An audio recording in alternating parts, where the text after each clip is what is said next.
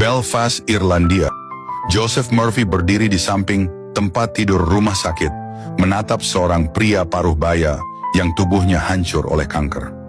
Dokter-dokter lain sudah menyerah, memberikan waktu 3 minggu untuk hidup. Tapi Murphy tidak putus asa. Dia sudah menghabiskan bertahun-tahun mempelajari rahasia yang tersembunyi dalam alam bawah sadar manusia. Malam itu dia akan membuktikan teorinya yang paling radikal. Pikiran bawah sadarmu adalah apotik terbesar di dunia. Di dalamnya tersimpan setiap obat yang pernah kamu butuhkan. Murphy mendekati pasien itu dan berbisik, "Tutup matamu.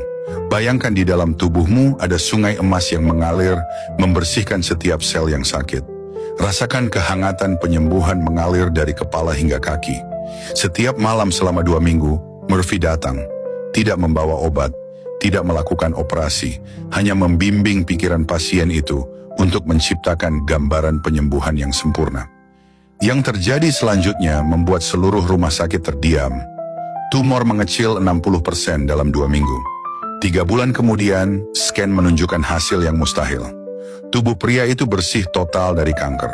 Dokter-dokter senior mengatakan itu keajaiban. Murphy tahu itu bukan keajaiban. Itu ilmu pengetahuan yang belum dipahami dunia. Dari situlah dimulai obsesi Murphy untuk memahami mesin paling powerful di alam semesta. Pikiran bawah sadar manusia. Dia menemukan pola yang mencengangkan. Pikiran sadar itu seperti CEO perusahaan, membuat keputusan dan menganalisis. Tapi pikiran bawah sadar, dia seperti seluruh karyawan yang benar-benar menjalankan perintah. Dan inilah yang revolusioner. Pikiran bawah sadar tidak bisa membedakan antara realita dan imajinasi. Apapun yang kamu berikan dengan gambaran yang jelas dan emosi yang kuat, dia akan mewujudkannya sebagai realitas fisik. San Francisco, 1955. Seorang petugas kebersihan bernama William datang pada Murphy dalam keputusasaan. Usianya 52 tahun, gaji $40 per bulan, utang menumpuk. Dia merasa terjebak selamanya dalam kemiskinan. Murphy memberikan resep yang sederhana tapi powerful. Setiap malam sebelum tidur, bayangkan kamu sedang menghitung uang $100.000. Rasakan tekstur uangnya. Dengar suara kertas yang diremas. Lakukan ini selama 30 hari.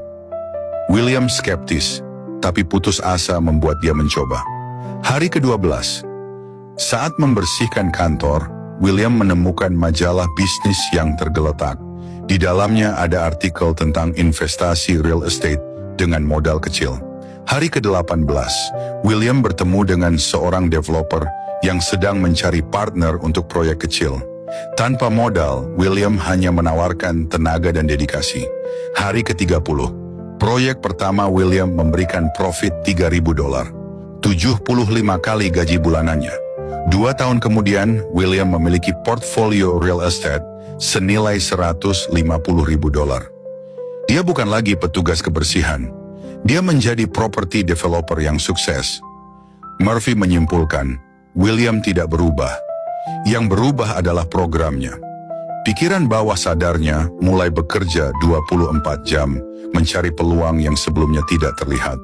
Los Angeles, 1958. Helen, 34 tahun, datang pada Murphy dengan mata yang mulai buta akibat glaukoma. Dokter mata terbaik sudah memvonis, dalam 6 bulan, Anda akan kehilangan penglihatan sepenuhnya. Helen adalah seorang ibu dengan 3 anak kecil. Dia tidak bisa menerima vonis itu. Murphy mengajarinya teknik mental movie. Helen, setiap hari selama 20 menit, putar film di pikiranmu. Kamu sedang bermain dengan anak-anakmu, melihat wajah mereka dengan jelas. Kamu sedang membaca buku, mengemudi mobil, melihat matahari terbenam dengan mata yang sehat dan jernih. Yang terjadi membuat komunitas medis terguncang. Minggu kedua, tekanan di mata Helen mulai menurun. Sesuatu yang secara medis tidak mungkin tanpa operasi. Bulan ketiga, penglihatan Helen yang tadinya kabur mulai membaik.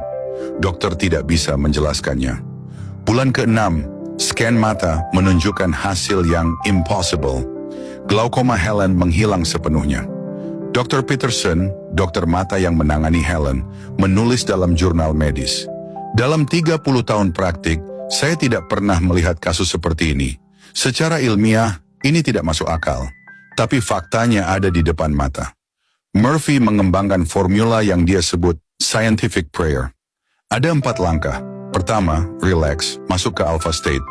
Pikiran bawah sadar paling reseptif saat kamu dalam keadaan tenang, seperti saat akan tidur atau baru bangun. Kedua, visualize.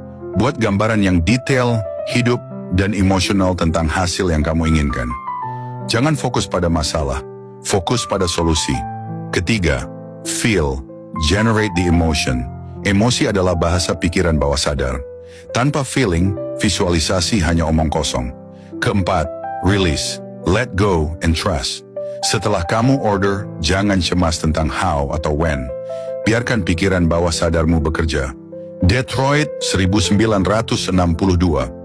Robert, seorang engineer di Ford Motors, stuck di posisi yang sama selama 8 tahun. Gajinya stagnan, idenya diabaikan, dan dia merasa karir sudah mentok. Murphy mengajarinya the executive visualization. Setiap pagi dalam perjalanan ke kantor, bayangkan kamu duduk di ruang meeting sebagai chief engineer. Rasakan kepercayaan diri, respect dari kolega, dan kepuasan dari proyek-proyek besar yang kamu pimpin. Minggu ketiga, Robert mulai mengajukan ide-ide yang lebih berani di meeting. Sebelumnya dia selalu pendiam. Bulan kedua, salah satu ide Robert tentang efisiensi engine menarik perhatian Vice President. Bulan keempat, Robert dipromosikan menjadi senior engineer dengan kenaikan gaji 40%. Tahun kedua, Robert menjadi chief engineer termuda dalam sejarah Ford, memimpin tim 50 orang untuk proyek mobil revolusioner. Yang mencengangkan, Robert tidak belajar skill baru atau mengambil kursus tambahan. Yang berubah adalah mental programming yang membuat dia bertindak, berbicara, dan berpikir seperti seorang leader. Murphy menemukan bahwa pikiran bawah sadar bekerja melalui 3 mekanisme. Pertama, psychosomatic healing. Pikiran bawah sadar mengontrol 95% fungsi tubuh dari sistem imun hingga regenerasi sel. Gambaran mental yang powerful bisa memicu self-healing mechanism yang luar biasa.